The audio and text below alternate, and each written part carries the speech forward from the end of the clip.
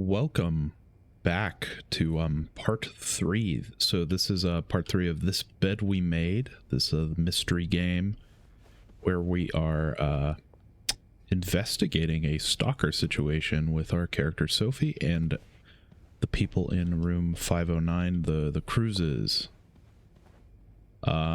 This episode we're going down to Andrew to help create a replica key to open up the locker or the lockbox in room 504, Anne's room. I can probably find the rest of what I need in the basement. And I do not remember if I read this last.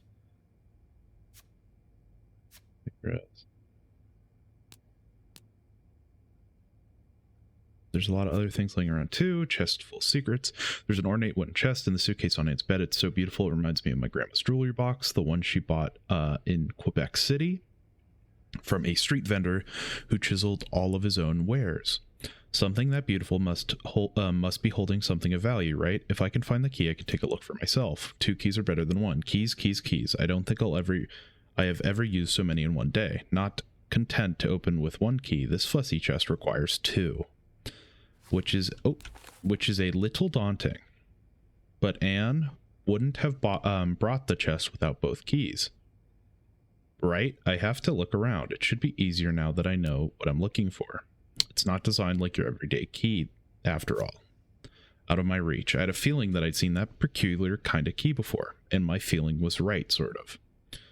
I have seen it before in a photograph. It's in the picture of the Cruises in Morgan's safe. Marcella had the key around her neck while walking with Hector in the lobby. Chances are she still has the key on her, and she's nowhere to be found for the moment. So what now? This feels like a dead end. Getting crafty. I have no idea why Andrew thinks that we can open Anne's chest with candles and plaster, but I was promised an explanation once I made my way to the basement with these 2 items. So I'll just have to put my trust into him. Now, plaster should be too hard to find in a hotel that's undergoing renovations. I walk by bags of the stuff every day. I'll start with that. Then it's see about getting some candles. I candle it. I got the plaster that Andrew requested, so that just leaves the candle. Rebecca is always super prepared and terrified of the dark. If I recall correctly, she keeps a stash of candles somewhere in the hotel. If I want to find them, I think my first stop should be the basement, where she spends the most of her time. Down to the basement we go. I'm excited to keep playing. This has been a very fun little mystery game. This door's open. Andrew?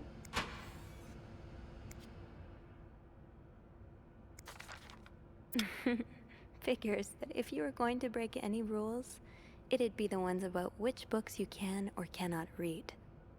List of prohibited books to read. Les Miserables, Hugo, an essay concerning human understanding, Locke. Madame Bovary, Flaubert, Critique of Pure Reason, Kant. Or Kant. So, okay, so some ethics books. Moral philosophy. Candace Voltaire, On the Revolutions of the Heavenly Spheres. Oh gosh. Copernicus, that's what it is. The Second Sex de Beauvoir. What happened to you before you came to Montreal? Why don't you want to go back home? Hello, my little ravioli. I hope this letter finds you well. I've been thinking about you a lot, praying for you every Sunday and more. You're always on my mind. I hope you still like Montreal. I heard it's getting cold up there.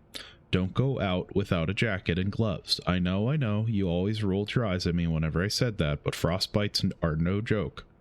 I'm hoping you write back soon. The boys have been asking about you, and even though you think they like to make fun of you, I know they really do miss you. Everyone misses you. Nobody cares about what happened except you, my darling. Just come home whenever you're done doing what you're doing. I keep telling your father that God had the boldest plans for you, and that's his problem if he can't see that. I've always seen it, my angel. Marcia at the grocery store says, let go, and let God. I trust your faith, son. Or my son, I really do. Wherever it takes you, so long as you find your way back home. I'll cook you a real osoboko when you do. There's something you can't. That's something you can't find in Montreal. God is by your side. I love you, Ma. Andrew? Gosh, I hardly recognized you. Guess this is from a different lifetime. Religious at one point. Imagine he's lost his faith. Close that. Let's more respect him. We shouldn't have been snooping, but it was fun. So. Did I remember to punch in this morning? Candles, candles, candles. I think Rebecca keeps a stash of them, but where? I'm good. Rebecca has.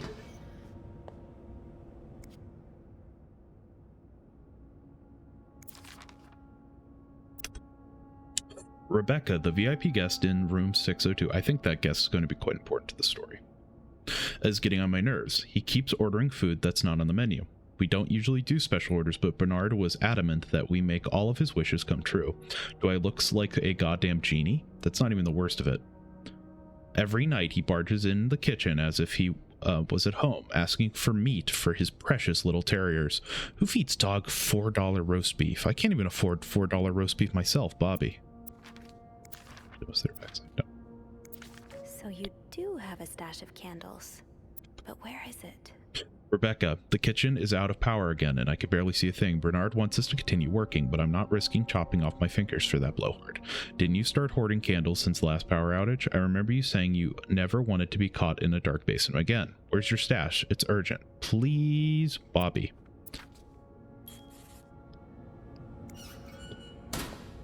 Sounds like Rebecca and Bobby. I think Bobby is... yeah, the head chef. It's locked. Let's look at our own. Did we already look at this? Yeah, we did. Haven't gotten any tips so far today. Well, we have, technically.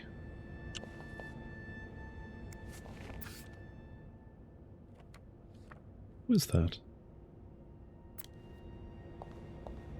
Okay. Is there new stuff here? Let's keep looking. So we need to go to the kitchen, it seems, or try to find her stash somewhere. Maybe Bobby took some candles from Rebecca already. Let's check Bobby's, yeah, let's check Bobby's locker. No candles, but this looks like the laundry room. Well, it is in Rebecca's area, so that makes sense. Have I checked the break room? I think I left my keys there during my break. Well, can't hurt to really check that out, I suppose, huh?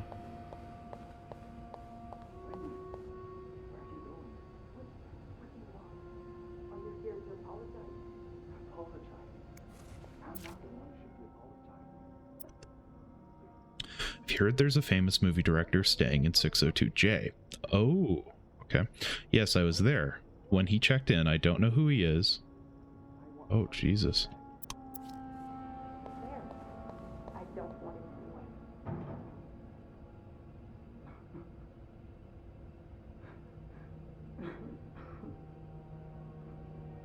Shock. And Wendy. Did Linda break them up? I assume she did. Maybe planted some kind of cheating evidence because she's been having an affair herself. So sheltery shock.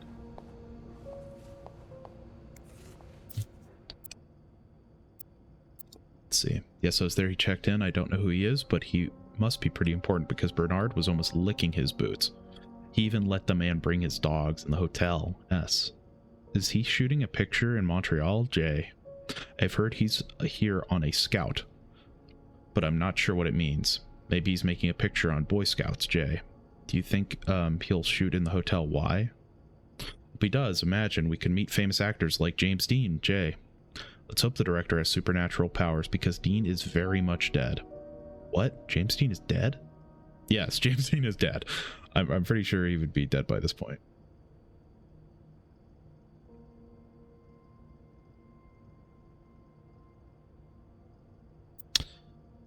So the group does not know who the director is. Already read that before.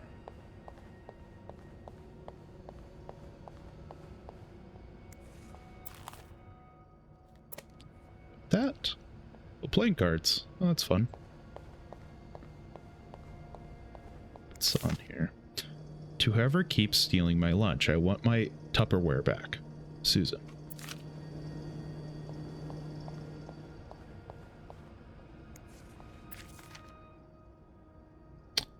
Bobby, you realize it's the person with the lowest score who wins, right? I wonder what game they're playing. I don't really recognize it with the score.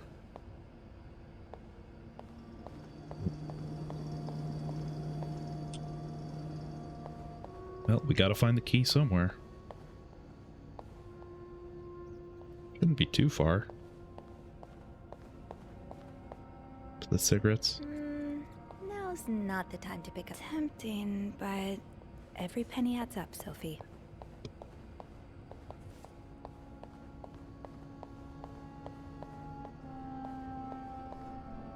Oh. Your job to others don't do theirs.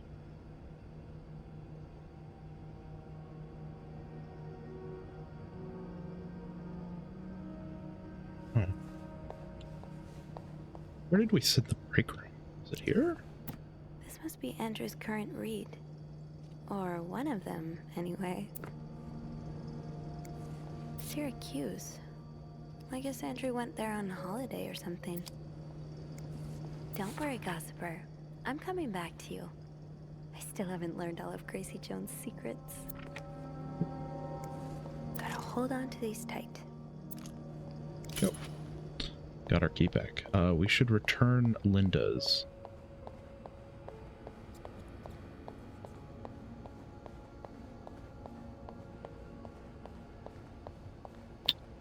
Where did we take it? It was it straight up in there? No. Must have been in the actual locker room.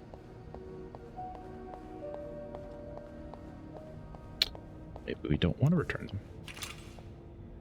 No, we do. Okay. It would make sense for Rebecca to keep her candles by her workstation. Rebecca's doing okay. The laundry can't be fun to do by yourself. Where is she anyway? Rebecca, the washing machines are not broken. The problem comes from the pipes. They're completely frozen. It's only a matter of time before they burst and flood the entire basement. I've warned Bernard about this issue last winter, but of course he only cares about renovating the parts of the hotel the guests can see. Behind that nice facade, everything is crumbling. I'll see what I can do, but it's not maintenance we need. It's a freaking miracle. Eugene. Poor Eugene.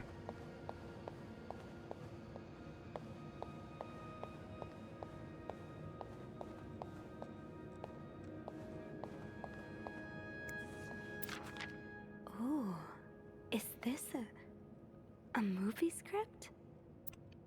Change title not catchy enough. In a northwesterly direction. Screenplay by E.L.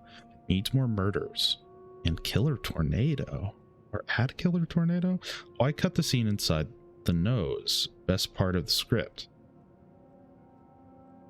February 1958. See if James Stewart is available. Really interesting. This is just, yeah, it's like a grocery list. I wonder if there's anything behind it. Nope. Okay. Or was it? It was in one of here. One of these, right?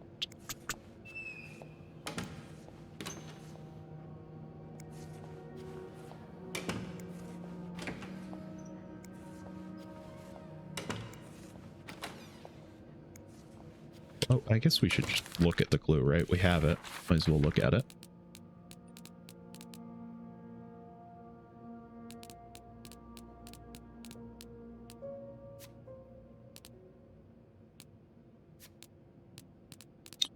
Oh, we need... Oh, yeah, basement.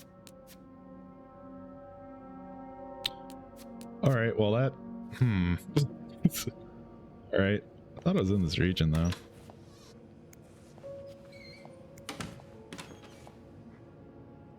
Because opening each of these is not my personal preference, I will say. I will if I have to. Oh, there they are. Stash uncovered. Reb, you won't mind if I just take one, right? Yeah, Got a candle. Jillian. Now, what next? We have to find Andrew. Let's see if Andrew is around. Let's see. I've the trust the process. I've got a bag plaster and one of Rebecca's candles. I can only imagine the hell Bernard would give me if he caught me walking around with these items. It's hard enough to explain the screwdriver. Now to figure out how exactly these are going to help me open a locked chest. I'm sure it all makes sense soon, Sophie.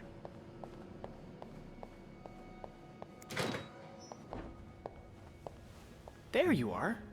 I'm not sure I understand what the plan is here. Well, I remember reading a spy novel, I can't remember the title, it wasn't that good, in which they used wax and plaster to make a key mold. I'm thinking we could do the same. Are you sure it's gonna work? Sure? No. In the novel, they used a special kind of wax, not candle wax. But I think it's worth a shot. Yeah, you're right. So let's do this, shall we?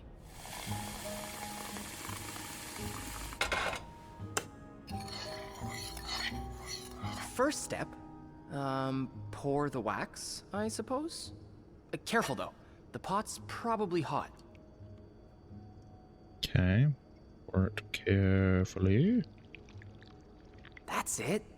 Nicely done. Next step, put the key in the wax, right? Better wait a few seconds before removing it. Looks good. Pretty sure you can take it out now. I think we're almost done. All that's left is to pour the plaster from the cup into the mold.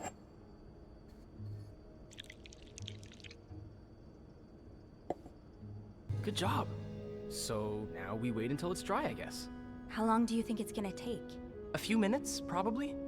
We can poke it every now and then to check. I bet you didn't think you'd be making a plaster key today, huh? No. But I like it. I feel like I'm in one of those novels I spend my days reading. Ever read banned Have books? you ever read banned books? What do you mean? You know, books banned by the church. I heard, Copernicus. He's is a probably pretty lost his faith and interesting he's now reading books Huh. the church banned. Funny you should say that. It's on my list, actually. Although I can confirm it takes a more scientific mind than mine to enjoy it. I suppose there's a reason why those books are illegal, right? Well, the church did persecute Galileo for saying the Earth revolved around the sun, and not the other way around. So, even as a man of the cloth, I don't mind saying their judgment isn't always the best.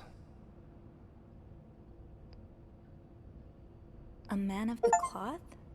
Wait, you're a priest? Technically, no. I've gone through most of the classes, but I left the seminary before taking holy orders. Wow, I never knew that. Yeah, I think you're the first person here that I've told. I really can't imagine you in robes. Actually, I can't imagine you in anything but this uniform. Yeah, I guess we've never seen each other outside of work, huh? Maybe we should grab a coffee one day? I could tell you all about the exciting things that happened at the seminary. Yeah, I think I'd like that. Awesome. The corner cafe is not too far from here. Why don't we meet after work one of these evenings? That sounds great. Oh, look. I think our key double is dry and ready to go. I can't believe it worked. I could not have done this without you. Well, I'm glad I was able to be of some help. I should get back upstairs, though. I've been gone far too long already. Let me know how it goes with the key. Oh, and you should probably be careful when you turn it. Otherwise, it could break inside the lock. Yeah, I'll be careful. Thank you for everything. You're welcome, Sophie.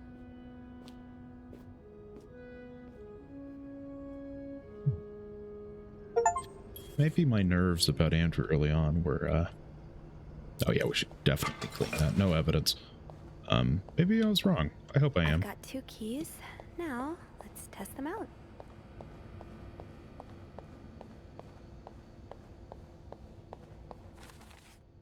After I got the candle, I met up with Andrew in the break room, and the plan was finally unveiled. Mix plaster and wax and use the key. I found at 507 to create a double. I never would have thought of this on my own, that's for sure. While waiting for the double to solidify, I got a chance to spend more time with Andrew. The downtime even gave us a chance to talk about something other than Day's weirdness. Of course, now I have to go test our handiwork back to Anne's room. Alright.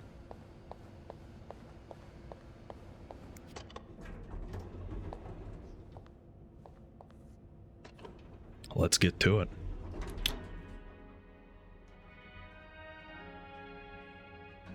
I like this kind of concept that we were kind of what's the term?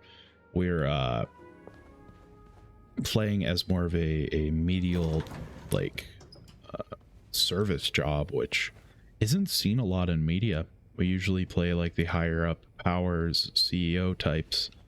And I actually really like that we're playing more of a relaxed position, and we're using that to our advantage. We're using our job to investigate this when no one else will. Oh. Oops. Wrong room. I got very confused for a second there.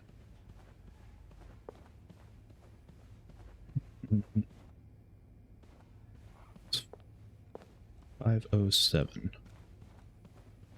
So 5, yeah. 507. Very lucky no one's come back yet.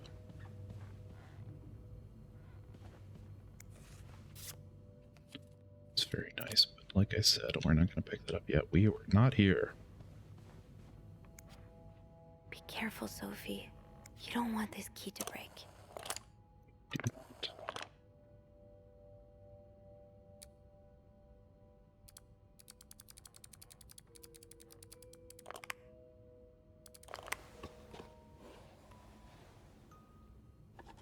A lot of letters. Maybe love letters with Marcella and Anne. Unlike my favorite bar, this one was black. Her alliterative name will surely take you back. These two sure love their riddles. Atlanta, noticed yours was pretty worn down, so I decided to buy you a new one. Hope you like it. And since you enjoy them so much, here's a little game to figure out the combination. 2 5-letter words are the key, both related to our history. Unlike my favorite bar, this one's black. Her alliterative name will surely take you back. From the first one, take the first 2. From the last one, take the last 2. I hope you get better. Try to rest today. I will bring you I'll bring you hot soup after class. M. Huh. Marcella invited you to the movies. Let me guess. You said yes. The Postman Always Rings Twice is playing at Lowe's Theater tonight. It's based on a novel I read a while back. I am sure you will love it. Seeing as you like crime stories and murders so much, nothing creepy about that. Will you come with me? M. On movie tickets. Montreal, Canada. I can barely listen to Sister Miller's lecture today in secret language. All I do is look at your lips and imagine kissing you. I can't wait for tonight.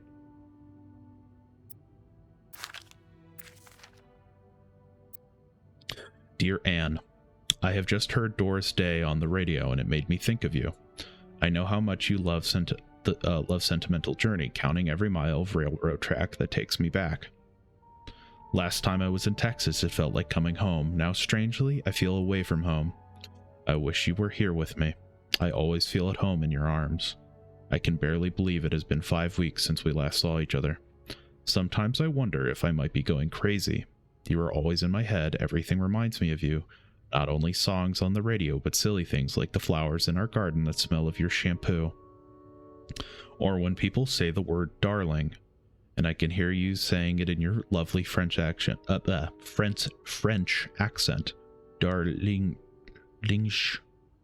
My family seems to have noticed my odd behavior, but of course I cannot tell them about you, even though I wish I could. I feel like climbing on the roof of the tallest building in Austin and shouting my feelings for you at the top of my lungs. God, I sound like a giddy teenager in love for the very first time. Maybe I am. Sometimes I'm scared that all this time with you was nothing but a dream too good to be true. I'm afraid that when I return to Montreal, I will realize you never existed, or if you do exist, you don't remember me. I wish I had a picture of the two of us, so I know for sure it was real. I long for your embrace and the taste of your sweet lips. I love you, M. Yeah, they love each other very much. December 29, 1947. Dear Anne, I am sorry it took me so long to answer your last letter. Has it been 6 months already since I left Montreal? As you always say, les temps passent si vite. My parents are glad I'm done with my studies. They always thought it was a strange idea for me to go to university. Now they want me to find a husband and have children like any other women. I think I will. These past few months I had time to reflect on a relationship. You know my feelings for you, and I hope you never forget how much I love you, but we cannot hide our heads in the sand any longer. We were lucky our story lasted as long as it did, and foolish to think it would last forever. Our love is forbidden, and hiding it from my family is proving more and more difficult every day. You will always have a special place in my heart, but I believe it is time for us to go our separate ways. You made me feel like a teenager. You made everything but the present disappear. Now I need to be an adult and think about the future. Sincerely, M.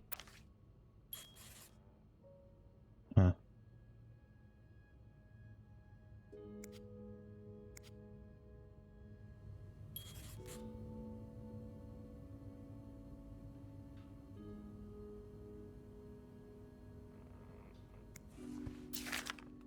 That riddle's a toughie. Maybe I need a fresh pair of eyes on it.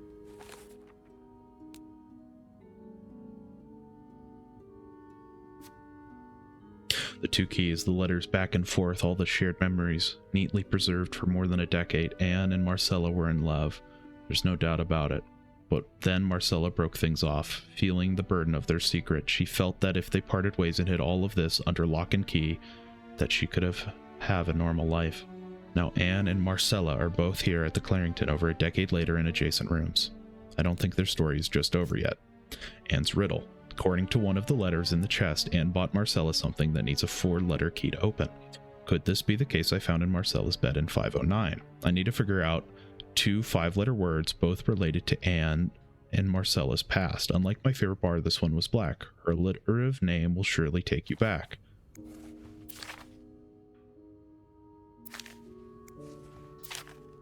I can barely...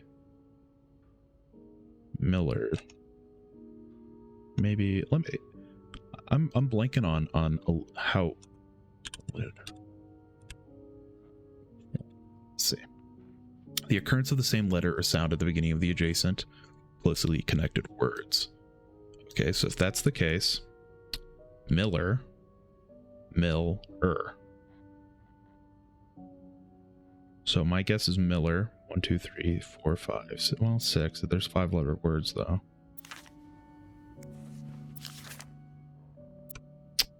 Postman always ring. So low, L-O-E-W. Well, that's 4 though. They're supposed to be 5-letter words. What's the 2, 3, 4, 5? Yeah. Like my favorite bar, this one was black. Her alliterative name will surely take you back. Doris Day? Yeah, Doris.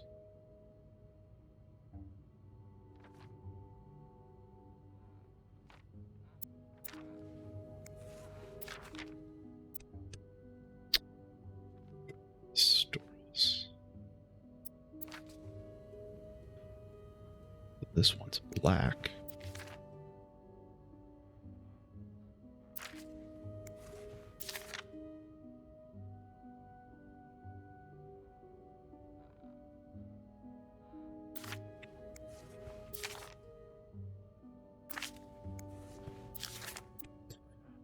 The Postman Always Rings Twice is playing as Low Theater tonight. It's based on a novel I read a while back. I'm sure you will love it, seeing as you like crime stories and murders so much. Nothing creepy about that. Will you come with me? This one's black.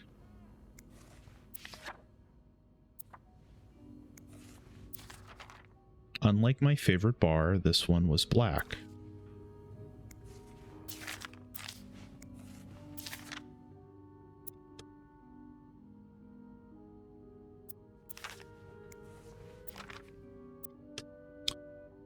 counting every mile. Last time I was in Texas felt like coming home. Strangely, I feel away from home. I wish you were here with me.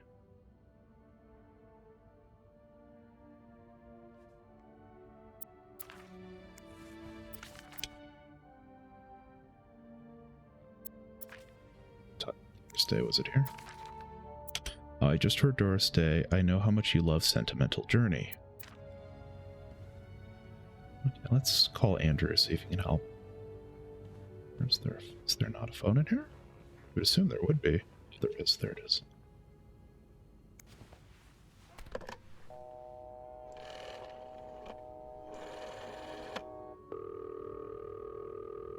Clarington Hotel reception desk. Andrew speaking. Hey, Andrew. Got a minute?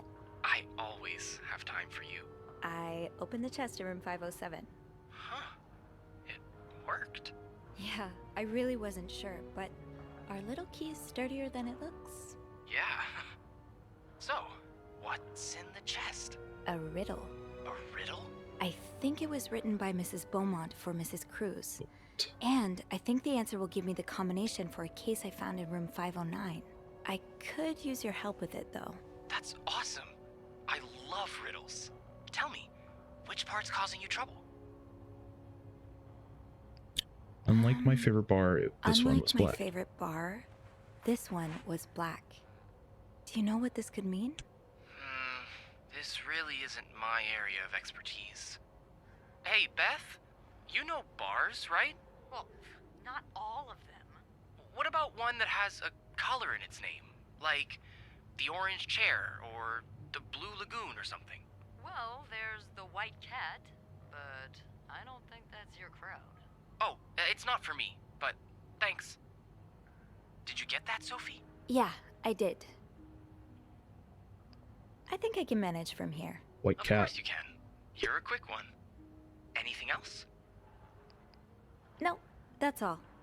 Thank you. My pleasure. I'm just glad I could finally put my riddle-solving skills to good use. Call me when you've opened that case. You know I will. Now let's put the letters back inside. And we want to close it up. So, the first word of the riddle refers to a black cat. Is there anything in here related to a cat?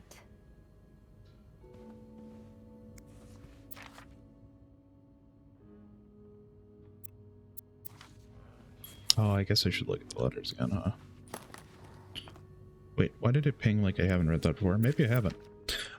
Michael's withdrawal from school. Dear Mrs. Bercy, we have successfully processed your request to withdraw your son, Michael Bercy, from his school's schedule and system under the agreement that you will continue his education from home. Following this letter, you will receive the list of books and school materials you need to purchase in order to follow the curriculum from home. A social worker will be in touch to help you understand our milestones so that your son can benefit from our programs from the comfort of his home. Thank you for thinking of your son's education. Director Donald Bieran.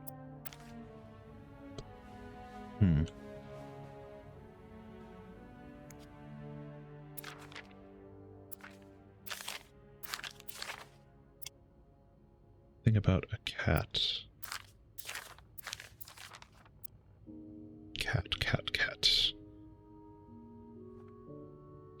Cat.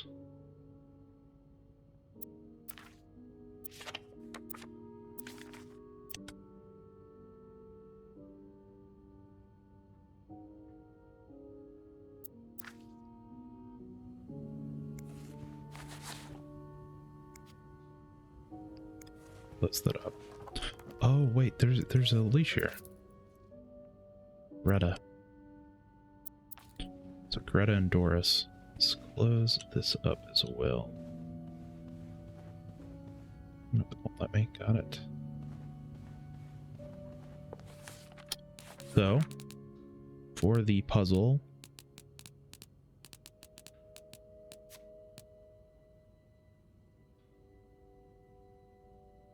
oh yeah, the white cat.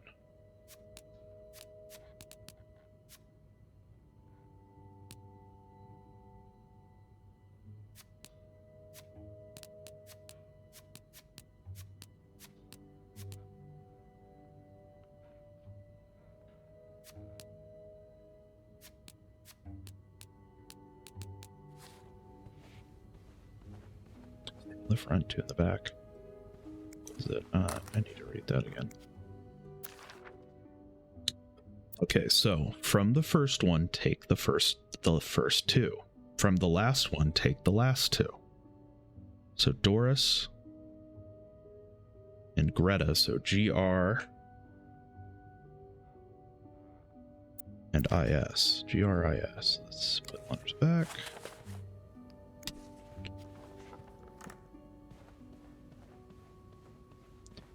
Make sure no one thinks we were in here.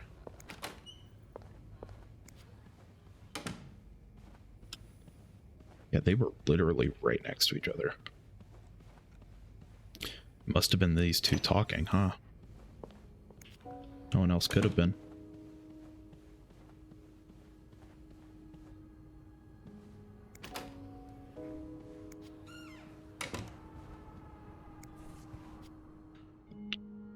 Okay. G R I S. Rish.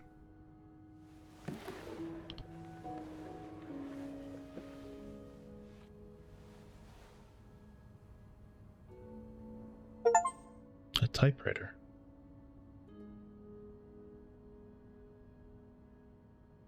It's a beautiful looking typewriter too. That novelist, Bridget Boswell, is actually you, Marcella? Dear Marcella, or should I say Bridget? I know I prefer a good old crime story, but last week I came upon a romance novel with an intriguing title. And they were roommates. Reminds me of The Vine. I bought it on impulse at a train station and I read it from cover to cover during the journey. Can you imagine my surprise when I recognized our story? You may have changed the names and locations, but all of our moments are there. Our endless discussions in the dorm room, our first date at the theater, our trip to Quebec City. You often said writers are thieves, but I never fully understood until now. It has almost been 10 years since I received your last letter.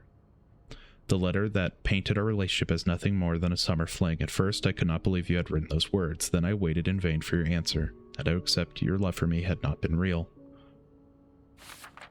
For many years, I was heartbroken, angry, confused. I questioned the nature of our feelings, our attraction, and made many wrong decisions. But this book, your book, am I foolish to think it's proof you really loved me?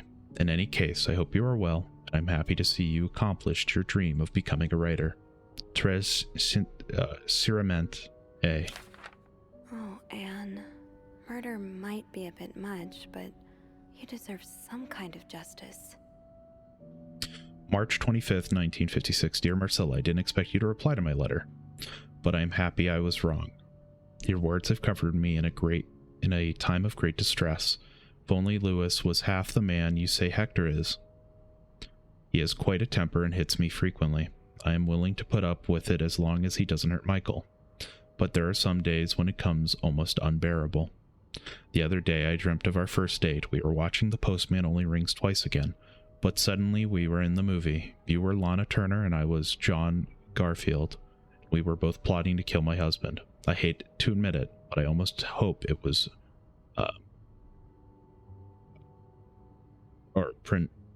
premonitory or premonition almost.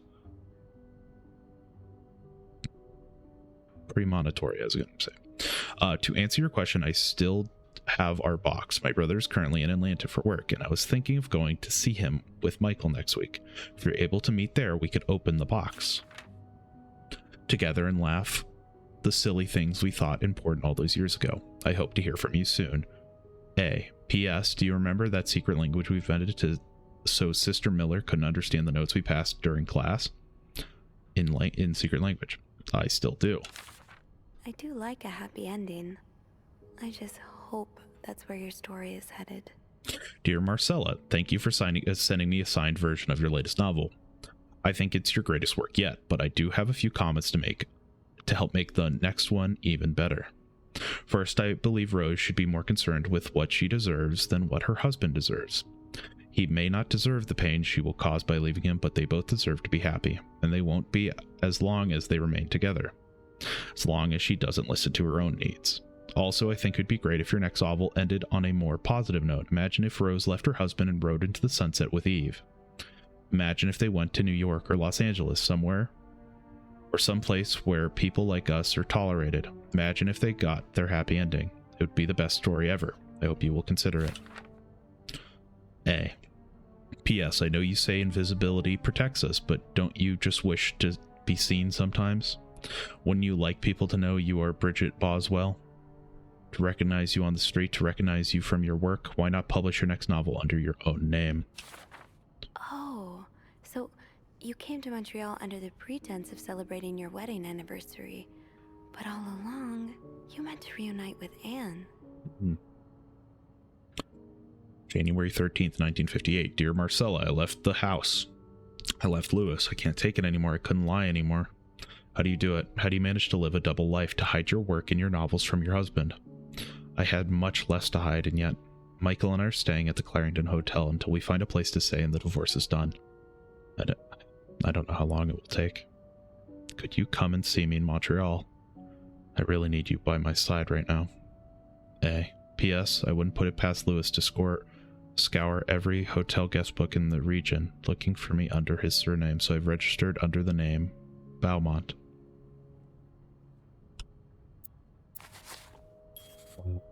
After all this, turns out you're a fan of Bridget? Of Marcella? That's a lot sweeter than I expected. Dear Marcella, although you do not know me, I think I can safely say I'm your biggest fan. Your novels have literally changed my life. After the war, I spent almost 10 years in a psychiatric hospital because of panic attacks. None of the treatments were working and I wasn't getting any better. I became friends with one of the nurses who started lending me books so I could pass the time. I didn't really like the first ones, but when I picked up the Bridget Boswell's first novel, Your Novel, I never read such a beautiful love story. Almost brought tears to my eyes. I immediately urged the nurse to get me more of your books. Believe it or not, the more I read, the less panic attacks I had. The doctors thought it was their new medication finally working, but I knew the truth. Your novels gave me the courage to get in contact with Lindsay, a friend from the war. I'd always felt for him the same way your character feels for each other. But I had never dared telling him. Now I have, thanks to you. The thought of seeing him again is what motivated me to get better and leave the hospital. I hope to hear back from you soon. Huh. Paul. Wait, is he here to thank her? After my discharge, I wanted to thank you for everything you've done. I've discovered Bridget was a pseudonym, so tracking you down took longer than I thought. Fortunately, I am a very patient and resourceful man, and I never give up. Do you think we could meet? I have so much more to tell you, Paul. I'm glad you were able to open up to Marcella like this. Everyone needs someone to talk to. Thank you for answering my letter. I realize now how unsettling it must have been for you. Please forgive me for tricking your editor into giving me your address. I know I shouldn't have done that. Wanted to thank you as well for your encouraging words concerning Lindsay. I still haven't heard from him, and I'm starting to fear I might have the wrong address. I wish I could take a train to Virginia, but that's not an option right now, as I can barely pay the rent. I guess I will have to find a job. As a kid, I dreamt of being an actor, Hollywood star. I know it's a foolish dream, but what else can I do? What am I good at? I've tried getting some odd jobs already, but employers turn me down as soon as they learn where I've spent the last 10 years of my life. If it continues like this, I'll probably end up on the street like so many of my army buddies. Why am I even telling you all this? After reading your books and getting to know you through them, I tend to forget I'm only a stranger to you. I hope you don't mind. You seem like a good listener. And I've been feeling rather lonely ever since I left the hospital. Anyway, please tell me more about your life and do not hesitate to write long letters. I must have read your previous one 1,000 times already, Paul. An advance on my salary. So Marcella hired you. But Wait, what you're for? working for Marcella? To kill her husband? No, I hope not. I've received a letter from Lindsay's mother. She tells me he's dead. Words can't even begin to describe how empty I feel. He died 2 years ago, before I even sent my first letter. He will never know my feelings for him, and I will never know if he could have loved me back. I guess I should have known this would end in pain, just like your novels. I wish I had Lindsay's ability to find beauty out everywhere. Even during the war, amidst the death and chaos, he would marvel at the forest of Germany, at the sun, the birds. He loved birds so much. You could identify them just by listening to their song. I have to admit, your proposition took me by surprise. I was hesitant to leave home at first. I was afraid to miss Lindsay's answer. But now there's nothing keeping me here. I'm desperate for anything that will help me forget the pain. But I don't have enough money to make it to Texas. Do you think you could give me an advance on my salary? In spite of everything, I'm really excited to know I'll finally meet you, Paul. Wow. So this was all a story about star-crossed lovers, with the lovers in question being Mrs. Beaumont and Mrs. Cruz? Seems like it, yeah. But I'm not sure whether they chose to meet here just to reconnect for a few days, or if there's something more to it. Actually, I think I can help with that. Really? How? Well, some mail just arrived here for Mrs. Beaumont. I wonder what's in it. Me too. Should we open it? Well, that's illegal, isn't it? But sometimes the mail arrives a little damaged, you know? Oops. So? It's a tourism pamphlet for California and 3 train tickets. What do you think this means? I'd say Anne and Marcella are probably planning to run away from their husbands. Those train tickets must be for them and Michael. So you're on a first-name basis now, huh? Well, after reading so much of their correspondence, I kind of feel like I know them, you know? Yeah, like characters in a book. I have to say, though, I'm still a bit confused as to how Paul fits into all of Yeah, this. because he's not our villain of the story. Yeah, Marcella hired him for something. I think Marcella hired him. I found some letters Paul wrote to her. He said that her proposition took him by surprise, and that he'd need an advance on his salary. What would she hire him for, though? I'm not sure. I didn't find the letter he was replying to. And why did he have those pictures of you? We'll probably never know. I think the trail ends here. I guess investigations in real life always have some loose ends. I was kinda hoping we'd have this big third act reveal, to be honest. At least it made our day pretty interesting. That's for sure. It helped me understand you better, too. Oh? Why you snoop, I mean. Piecing together people's stories, learning what makes them tick. It makes you realize we may have more in common than it seems. You're right. Which is why the next story I'd like to learn is yours, Andrew. Oh? Am I gonna find you snooping through my apartment next? No. I would love to share my story with you, Sophie. You're the first person in a long time who's made me feel like I can. Would you come and see me when your shift ends? We could leave together, if you'd like. Sure. If we're able to. With all that snow, I'm thinking maybe we'll have no choice but to spend the night here. I guess that wouldn't be so bad. We could set up a pillow fort on the mezzanine. A pillow fort? We do work in a hotel, you know. There are actual beds here. Oh, I wouldn't be sleeping. I've got a reading list the size of the Eiffel Tower. This would be the perfect chance to put a dent in it. That does sound like fun. I could bring my magazines and, ooh, maybe light some of Rebecca's candles. Now I kinda hope we do get stuck here.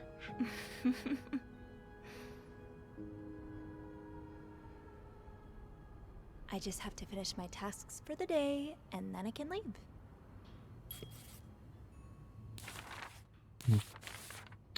All's well that ends well. After looking inside Marcella's typewriter case, I think everything fallen into place. There are a few lingering questions, but I think this is as far as the story goes. Anne and Marcella arranged to be here at the same time so they could rekindle their relationship. They started when they were in college. I really feel for them after spending the day learning their story. I hope it has a happy ending. I do too. Someone's been sleeping here. I should leave it as it is. Well, let's finish cleaning.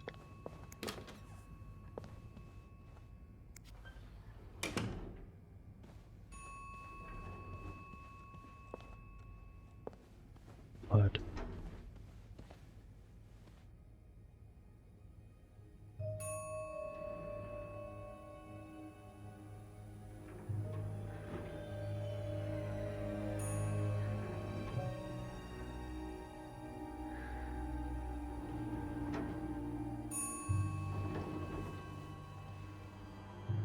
Who is it? Is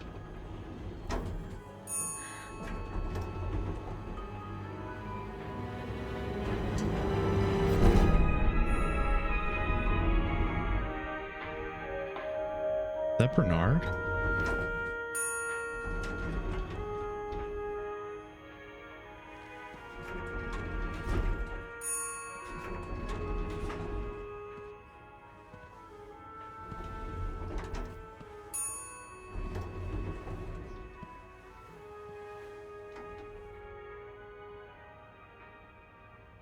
Mr. Cruz? Oh, Mr. Cruz.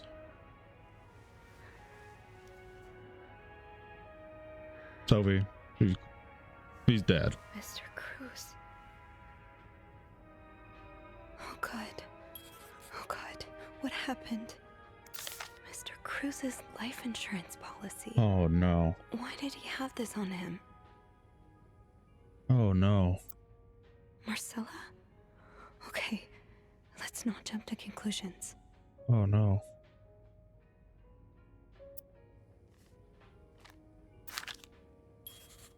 Oh no. Is this about Paul? Does that mean... Dear Mr. Cruz, thank you for reporting this guest's unacceptable behavior. We will look into it as soon as possible. However, I regret to inform you that we cannot divulge a guest's personal information, regardless of the guest's behavior. As I am sure you will understand, we are very concerned with our guest's privacy.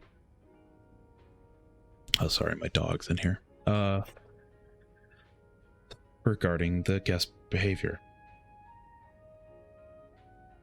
As I'm sure you will understand, we are very concerned with our guest's privacy, and our staff prides itself on its discretion. Please contact us should that guest bother you again. Yours sincerely, Bernard.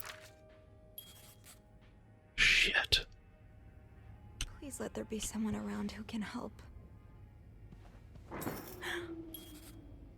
I have to get the power back on. There's a killer. What? This way. Hello?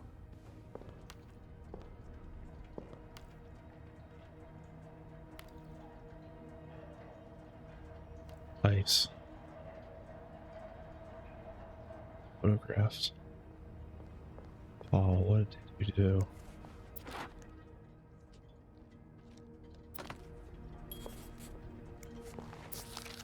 Poor Paul. Lindsay's death really hit him hard. He hasn't been in the best headspace. February 14th. Montreal's much bigger than I expected. Big cities always make me feel lonely, and that feeling was only exacerbated this morning by the fact that everyone around me was speaking a language I could not understand. I bought a English to French dictionary at the train station, but I don't think I need it after all. English speakers seem more common in the downtown area, thank God. The hotel was nice. When I arrived, the whole staff was busy getting ready for some big event. It wasn't until I saw Marcella enter the lobby with a flower bouquet that I realized today's Valentine's Day. Hector and her were gone in a flash, and I was left feeling more alone than ever. Wishing Lindsay was here with me. Helping Marcella out these past weeks had been great distraction, but it still hurts so much every time I think about him. I had hoped the pain would have gone by now. I would probably need a double dose of Militone to sleep tonight. So Paul just needed to pass the time while Marcella was away. That's why he was observing us. Today I wanted to follow Marcella and Hector out of the hotel, but the sidewalks were so packed with people that I started having a panic attack. I tried taking a cab, and that's when I realized I was out of money. It's been a while since Marcella's last payment, and the hotel room was more expensive than I had anticipated. I couldn't resort to selling the camera, so I decided to pawn my victory medal instead. It was hard letting it go after so many years, and yet it also felt strangely liberating. Maybe it's a sign I shouldn't be holding on to the past so much. To fight boredom until Marcella and Hector returned, I started looking at the hotel staff. I heard Andrew and Beth at the reception desk discussing books and movies. They both seemed like nice people. I wish I had found the courage to join their conversation. When you look at people all day, they never look back, you start feeling invisible. I noticed that Sophie, the maid in charge of cleaning the 5th floor, seems to share my interest for other people's lives. Maybe I should try talking to her. Paul was hiding out right here. Did he ever find the person who was sneaking out at night? Who's sneaking? Wait, it's probably Marcella and Anne. Who's sneaking out of the room every night?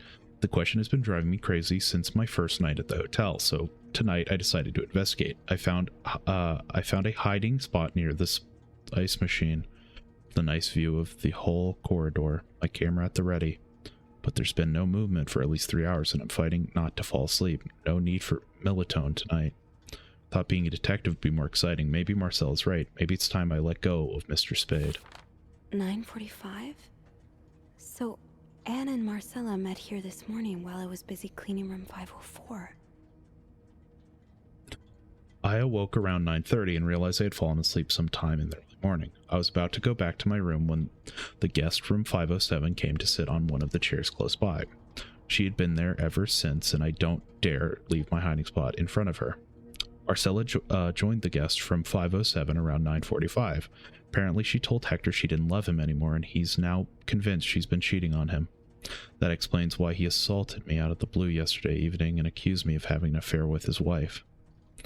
The guest from 507, I learned her name is Anne, has just said she might have an idea how to solve their problem.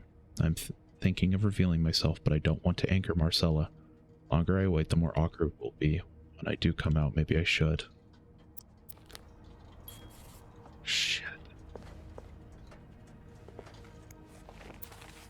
Oh, so Paul's work with Marcella was to follow her around like a private investigator, to help her with research for her novel. I'm sorry to hear you're in a dire situation. You seem to possess a lot of useful skills, and it's a shame employers cannot see past your medical history, but don't despair. I have been writing novels for almost 8 years now. My publisher takes most of the sale revenue, but I was still able to collect a substantial sum of money over the years. Now I would like to use that money to hire you.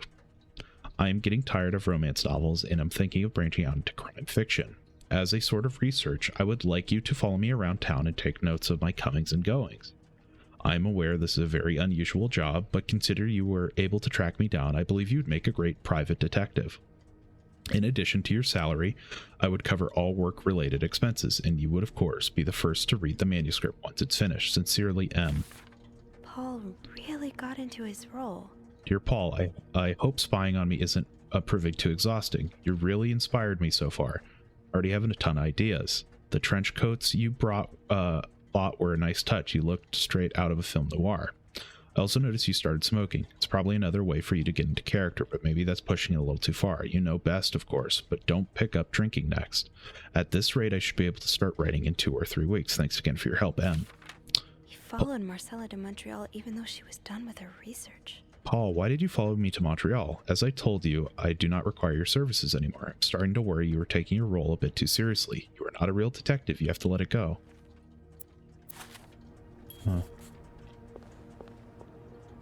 Should I hold on to this, maybe? The fuse box.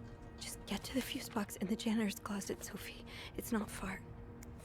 These look like Marcella's pearls. What happened here?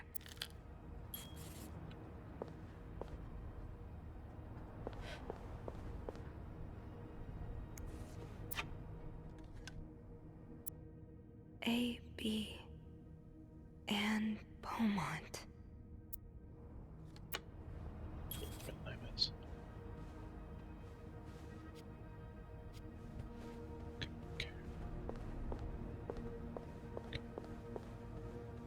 Hello? I need help. Well, it could have been Marcella. Could have been Anne. It could have been Paul. Paul got more into the role than expected. Not fired. Well, not fired. He just, you know, he did his job.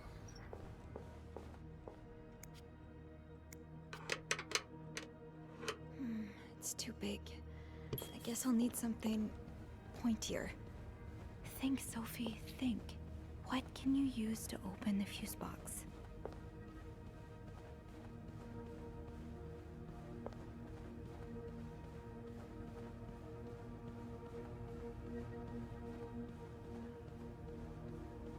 Like he crawled.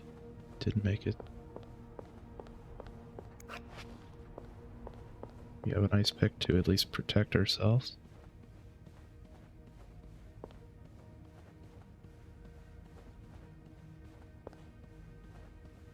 Maybe it was Paul, maybe. I don't know. I don't know.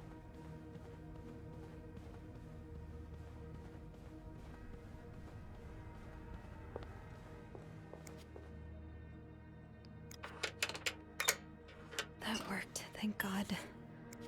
Now, to get the power back. 15, 25, 30. Eugene, what I would give to have you with me right now. Your note will have to make do. There's a powder outage and I'm busy preventing another part of the hotel from collapsing. Here's what to do. Check fuse box plan for required amperage for each socket. Remove all blown fuses from sockets. Blown fuses are usually blackened. Screw in new fuses in socket. Make sure amperage is correct. Flick big lever to restore power. Eugene.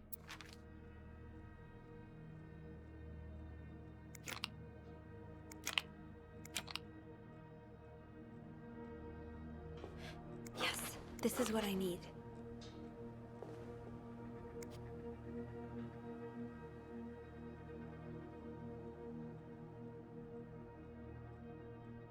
$15. How did this end up here? Blood on it. Not much use without the rest of the code.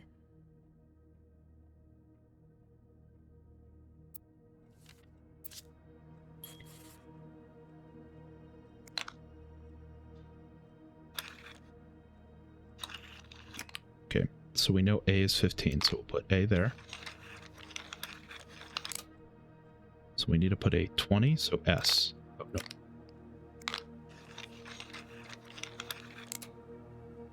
30.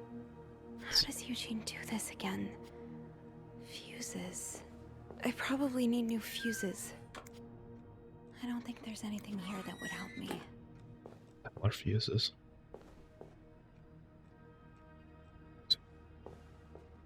Oh, sorry. Need a G.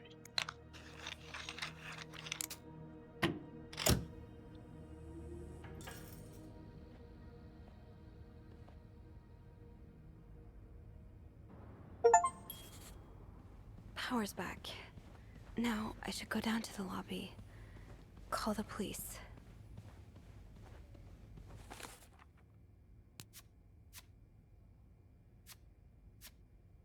What on earth happened? I was on the 5th floor and heard the elevator door ringing repeatedly, so I went to check it out.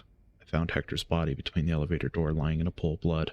Checked his pulse and couldn't feel anything. On his person were 2 pieces of paper. A letter from Bernard and a copy of Hector's life insurance policy. My head is swirling with questions. What does it all mean? How does this happen? Who could have done this to Hector?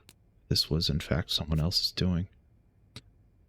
And then the lights went out. As if the situation wasn't ominous enough, I need to get the power running again, and then I'll figure out what to do about poor Hector. I may as well try fiddling with the fuse box in the janitor's closet. Damn it, the fuse box is locked and I have to get it open. No calling Eugene for help now.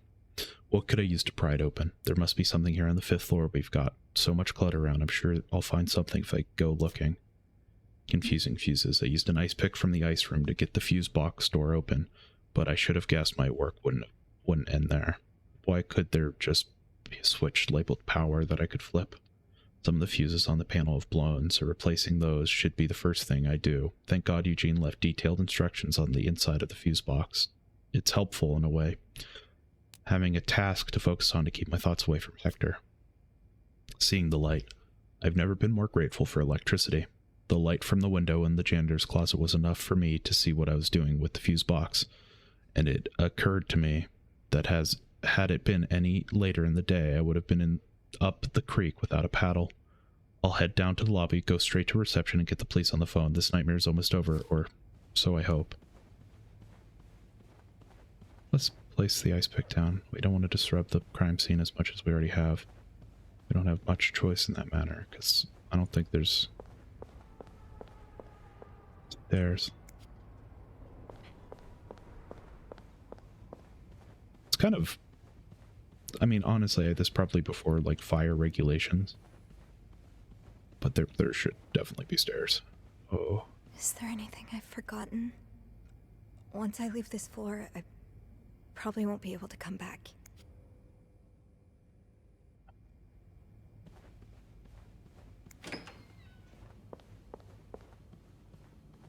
You've done it?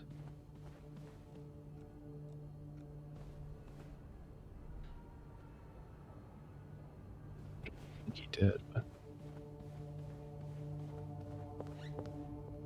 It's leaning. Well, he had a gun.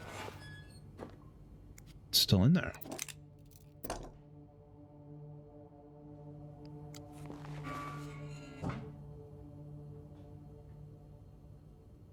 Did it. I don't think Paul did it.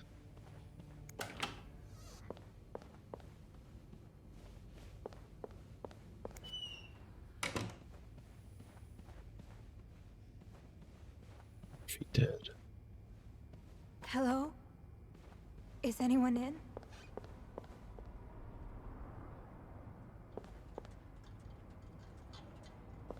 Okay. All the evidence incriminating Paul. Don't think Paul did it. Oh, those are my footsteps, aren't they? Oh no. Look at that, walking over there to smoke. Yeah, this had to have been Anne. And then...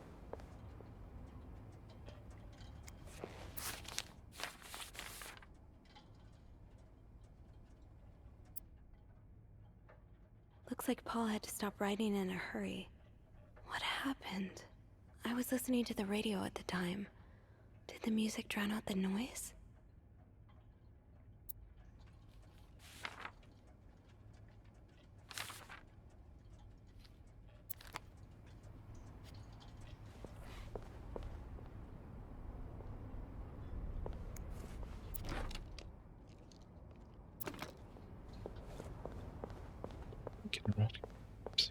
Don't think Paul did it, but throwing away evidence. He needs help, but I don't think he killed him. I think it was Marcella or Anne.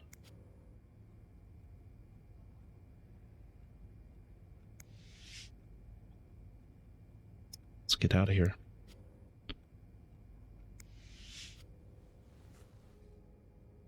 I'm sorry. I'm sorry. I'm so sorry.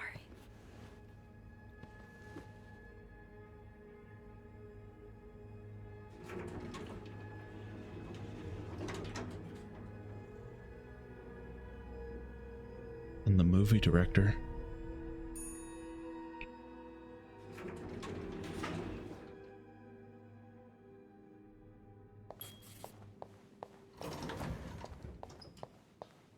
Phone. I need a phone.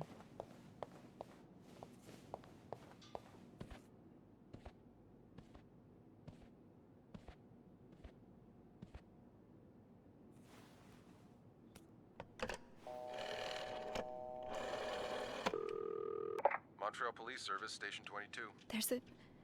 There's a man dead. He's been murdered. I need the police. Please stay calm, ma'am. Where are you right now? The lobby, but the body, it's upstairs. Can you give me the address, please? Oh, 1178 Drummond Street. All right, ma'am. Officers are on their way. Thank you.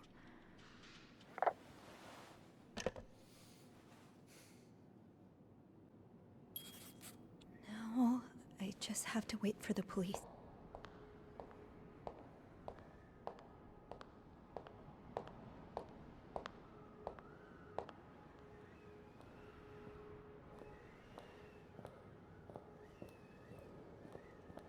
Hey, you're here. I've tried restoring the power, but I think Eugene's the only one with the key to the fuse box, and Sophie? Don't worry, I'll find a way to bring the lights back on. Hey, you look a bit pale. Is everything okay? I found Mr. Cruz. Hector. He's back? How's he taking that whole thing with his wife? You don't understand. I found his body. He's dead, Andrew. Jesus. Maybe you need to sit down, huh?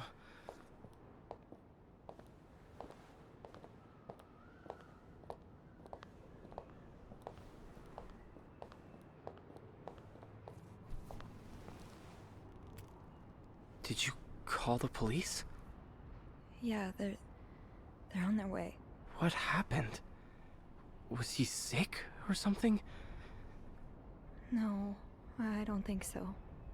Someone did this to him. You mean... Jesus. Do you think it could be Paul? Don't, actually. What about Anne and Marcella? Their affair is a pretty good motive. The police will want to ask you a lot of questions. You may want to be careful about what you tell them. With Paul's history of mental illness, there's a good chance they'll suspect him even if he didn't do it. What are you saying? What I mean is... that spending some time in a psychiatric hospital doesn't make you a murderous psychopath. I agree. But for some reason, that's what everyone seems to think. The police especially. Yeah. I hadn't thought of that. You know how I said I studied to become a priest, but never took my orders? That's because I felt so lost. I couldn't enjoy the things I used to like. I could barely get myself out of bed. So I ended up going to a psychiatric hospital. And the doctors, they helped me get back on my feet. But when I returned to my hometown, it was like I had become a complete stranger. My mother kept telling me I was making it worse in my head, but I swear, people were changing sidewalks when they saw me, looking at me as if I was this dangerous creature all of a sudden.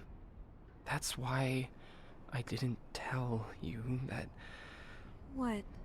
Call it coincidence or fate, but that psychiatric hospital, it's the same one Paul went to. I've met him there, talked to him a bit. I'm sorry I didn't say anything before. It's okay. I get why you didn't. You do?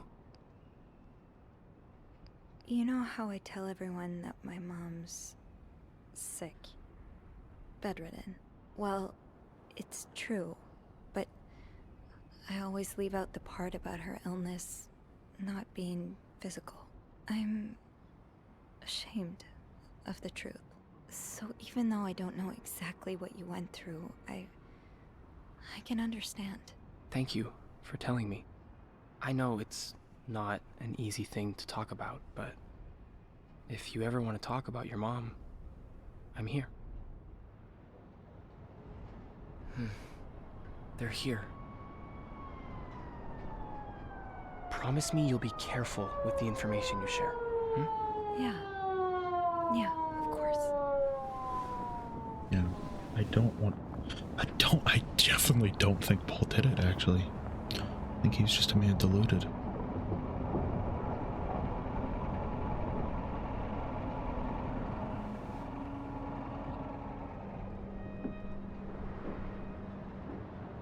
It's gonna be us back in the station, I imagine. Miss Roy? Miss Roy? Miss Roy! Oh, sorry. I was distracted. I really need you to focus right now. I don't want to be here all night, and I'm sure you don't either. No. No, I don't. So, as I was saying, we're trying to ascertain the circumstances of Mr. Cruz's death. Can you tell me how you came to find the body? I was cleaning room 509 when I heard the elevator bell ring.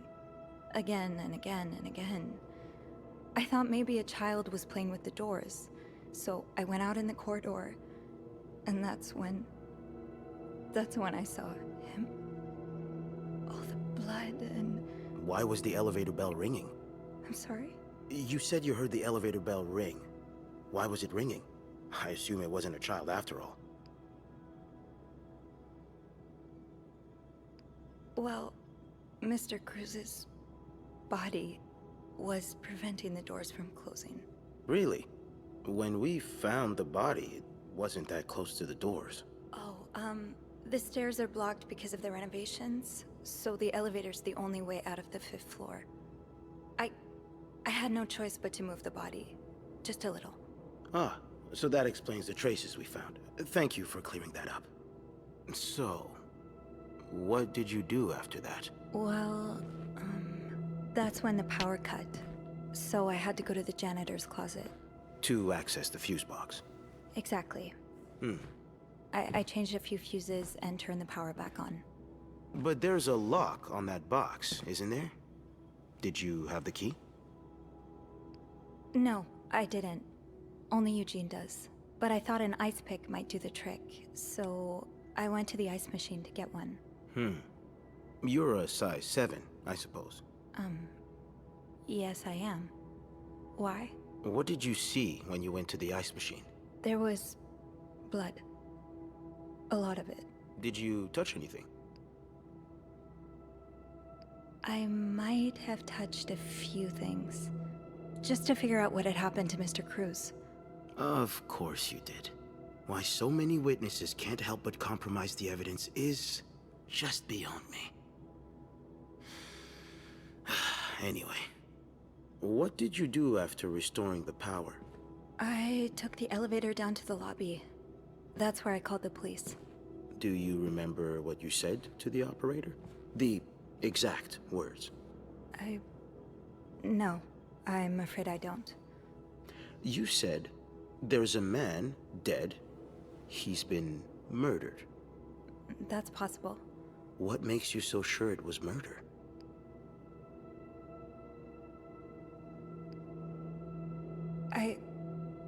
I've been snooping around the guests' rooms. I didn't think you'd admit it. You knew already? We found pictures of you snooping around. Oh. Now, unless you want me to arrest you for violating your guests' privacy, I suggest you tell me everything you know. All right.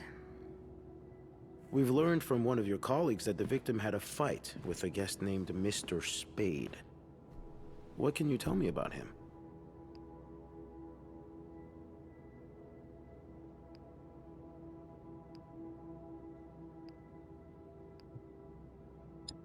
I feel like being honest is going to get Paul arrested.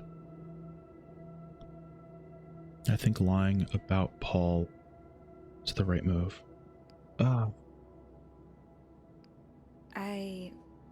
I don't really know anything about him. He seems nice, though. Nice. I wouldn't be so sure. Oh? We found out that Mr. Spade is fresh out of a madhouse. When we called the place, they painted quite the picture of him. Did you ever see him display odd behavior in or around the hotel? No. I mean, we've all got our little quirks, don't we? Did he seem obsessed with Mrs. Cruz? A little, maybe, but... Obsessed enough to kill her husband? No, nothing like that. We all have our obsessions. Me, for instance. I'm obsessed with celebrities and gossip magazines, and... You don't seem to understand, Miss Roy. Mr. Spade is not like you and me. He may look like us, but he's not. He's dangerous and needs to be taken off the streets. So tell me, did you ever see him be violent or aggressive?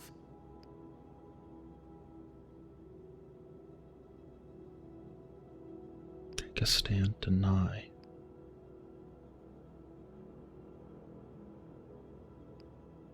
I don't know what take a stand means. Oh, actually, I don't know what that means. If it means like I can choose whether I don't think he did, or because deny.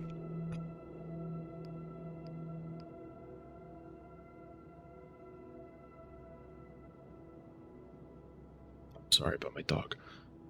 Because denying kind of leads me to assume that we're not mentioning that. No, I don't think he was violent. He had a gun. That's not good.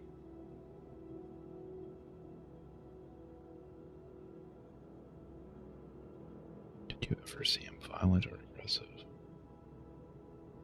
I don't think he was ever actually violent or aggressive.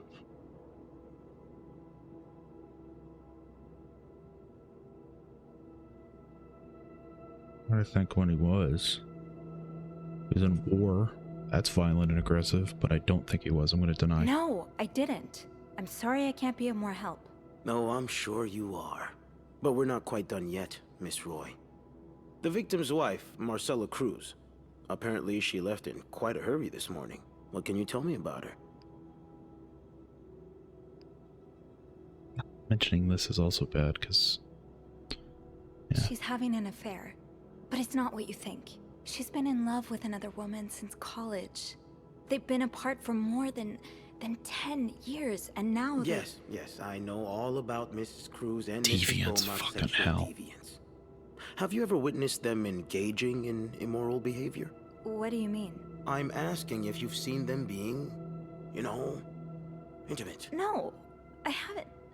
No. And did you hear them discuss their deviant ways in front of Mrs. Beaumont's son, perhaps? Deviant? Imagine what kind of effect such perversion can have on a young child. No, I didn't hear anything. Did you hear them express their hatred of men? Did they ever talk about using violence against men? Did you hear them speak ill of Mr. Cruz?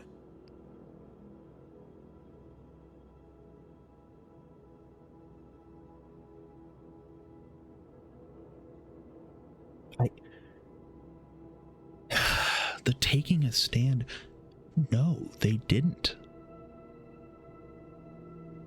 I think I have to deny again. It feels wrong to take a stand. But what does take a stand mean?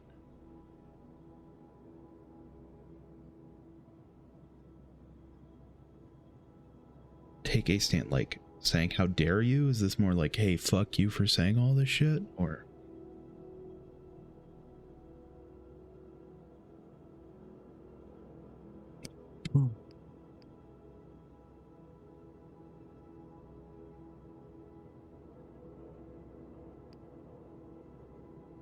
I'm gonna click take a stand because it's... Let me just say, hey, I'm hoping what take a stand here is saying, hey, fuck you for doing all this. Like, that's fucked up. What are you trying to imply? That Mrs. Cruz killed her Okay, husband good. That because is what he that hates is. men? I've seen it before from lesbians. Oh, this has nothing to do with hate. It's about love. Not that you'd understand. Oh, and you think you do? Then please, enlighten me. She's brave enough to be with the one she loves. That doesn't make her a criminal. That doesn't mean she killed her husband. I'm starting to worry you may be one of them, Miss Roy, since you're so eager to defend And these I worry deviants. about your ability to do your job, Detective, since you seem to be such a— Enough!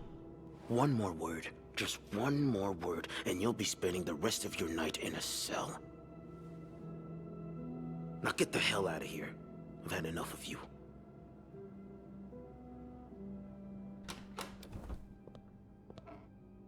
I should have taken a stand with both. I should have taken a stand with Paul as well.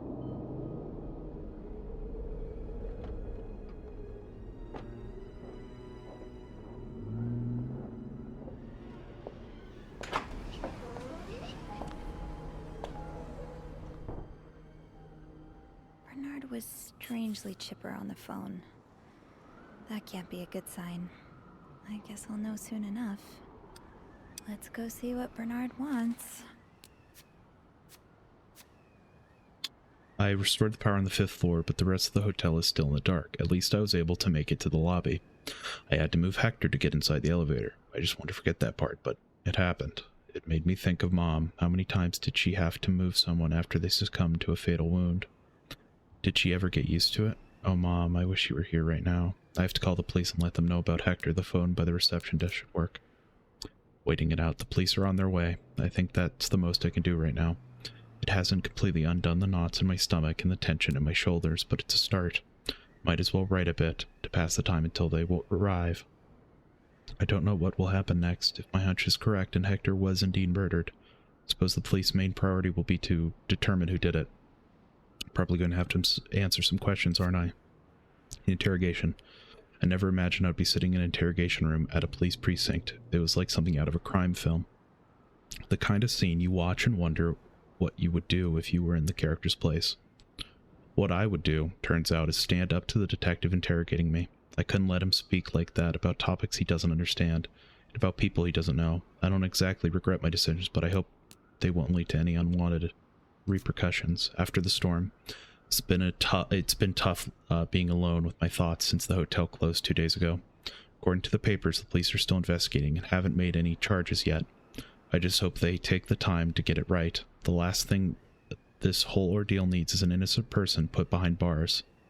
Anyway, this morning I got a call from Bernard calling me into the hotel. He sounds surprisingly chipper, cheerful even. Wonder how it feels walking into the character again after everything that's happened. You know, it's gonna sound weird, but it'd be 602 from 602.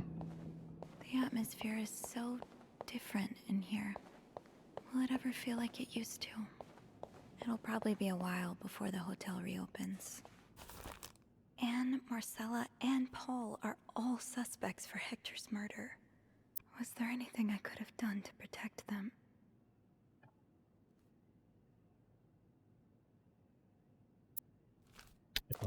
I honestly don't. I don't know what the right move would have.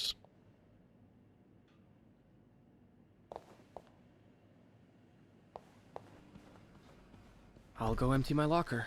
Andrew, Hey, are you okay? I've just been fired. What? No, It's okay. I just need some time to process it. I'll be on the mezzanine if you want to join me afterwards. Yeah, okay.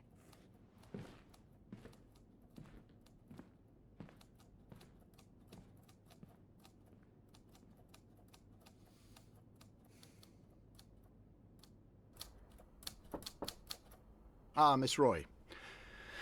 Come in.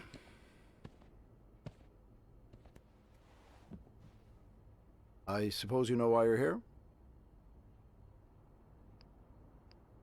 I would guess it has something to do with the murder. Well, you'd be right about that. We've been getting a lot of press lately, and not the good kind. I wouldn't expect you to understand the position I'm in, but I assure you, it's quite uncomfortable. To have one's life's work blown away like that.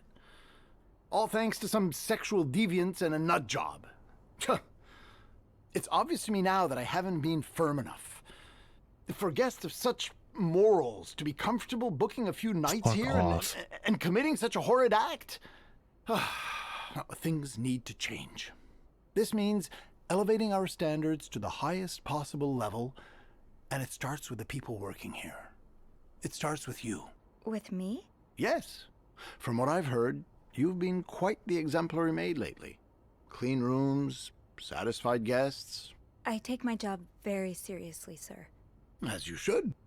We'll see for the future, but for now, you'll be allowed to continue working here. Thank you. I'm not done. The police have finished their investigation and left a mess on the 5th floor. I want you to clean it up. You want me to go back there? Yes, why not? I found a dead body on that floor. I'm not going back. I'll make this simple for you. If you don't do it, you're fired.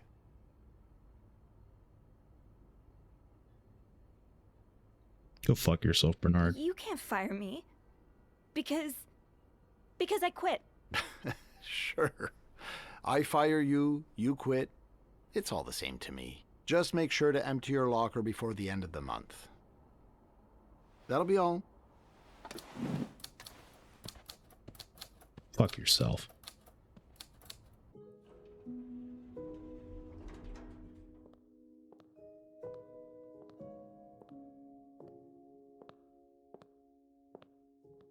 Hey, Hey, what a week. you don't say. So what did Bernard want with you? Well, he was being kind of a jerk, so I quit. You what? I quit. I figured there was no point in staying if you were leaving. I'm flattered, but that really wasn't necessary. I think it's for the best. Did Bernard say why he was firing you? Well, I told him about my time at the psychiatric hospital. Really? Yeah. He said that didn't fit with the hotel's standards and showed me the door. So, what's next for you? I think I'd like to be my own boss. No more Bernard looking over my shoulder. I've had this dream for a while of maybe opening a bookstore. I can't say I'm surprised. It just makes so much sense. I'd be able to combine the two things I love most, reading books and helping people. Granted, helping people find books is a far cry from helping them find God, but My mom likes to say there's no job too small. Plus, just by the way you're talking about it, it's obvious it'd make you happy. And that's what really matters, I think. yeah, you're right. Thank you. I'm really glad I have you in my life. Me too.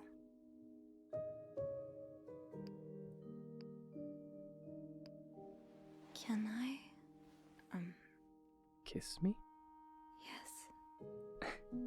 Please do. That was... Yeah, it was.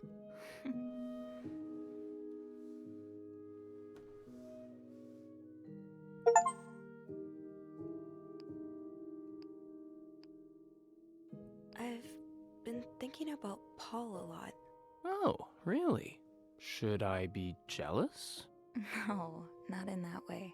I've been thinking about what he went through. And you as well. How you've been ashamed of something you have no control over. How I've been ashamed of my own mother. I don't want to be ashamed of her anymore. And I don't want to be ashamed of you. Well, then let's be shameless together. Look, it may be hard at first, but I have a feeling a wind of change is about to blow. One day, struggling with your own mind won't be any more shameful than having chickenpox. I really hope that's true. It will be. I agree with you, bud.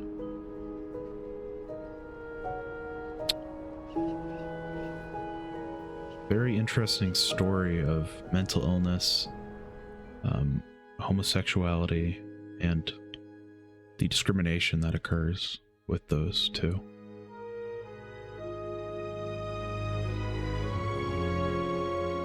All three?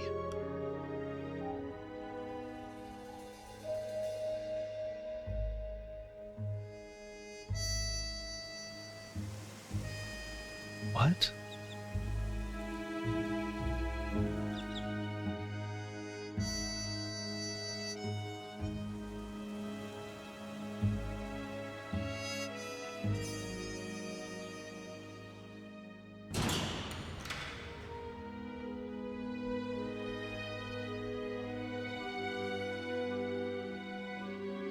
Shit.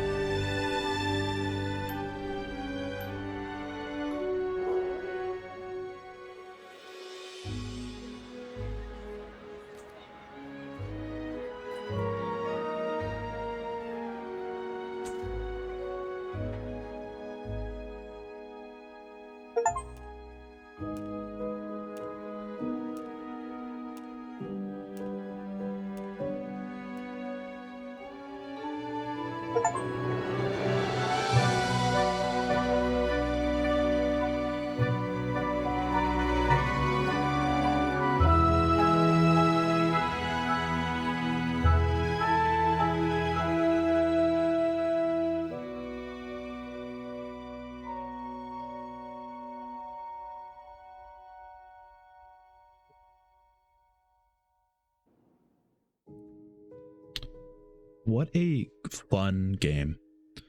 Unfortunately, I think I got one of the bad endings. Oof, that's a big oof. And I'm curious the differences with Beth would have been. But I very much enjoyed this game, and I hope you enjoyed watching my journey going through it. This was a very fun time.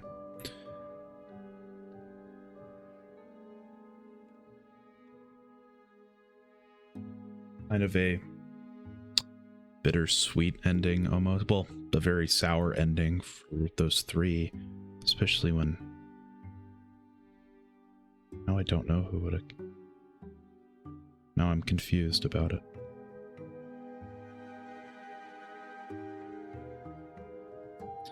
There's evidence linking all of them to doing the murder, at least a little bit. The life insurance policy. I just don't think Paul did it. I don't think Anne did it. Could Marcella have done it? Or maybe it was Anne out of anger, thinking about her husband. I don't know. A lot of mysteries still. Some that are just going to have to come unanswered.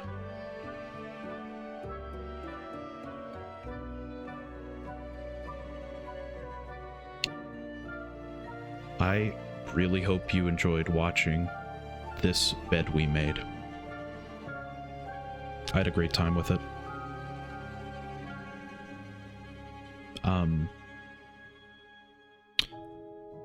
If you enjoyed, why not like and subscribe? I'm gonna be playing more games like this, some horror properties. This has been a journey.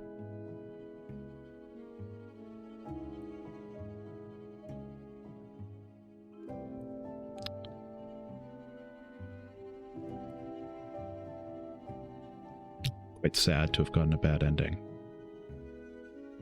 But I guess that's part of the journey, right? Was there ever going to be a good ending? Because if you cleaned up all of the evidence, someone, you don't know who, but someone would have gotten away with murder, but at least one's innocent would have gone free. I think that's the more important part.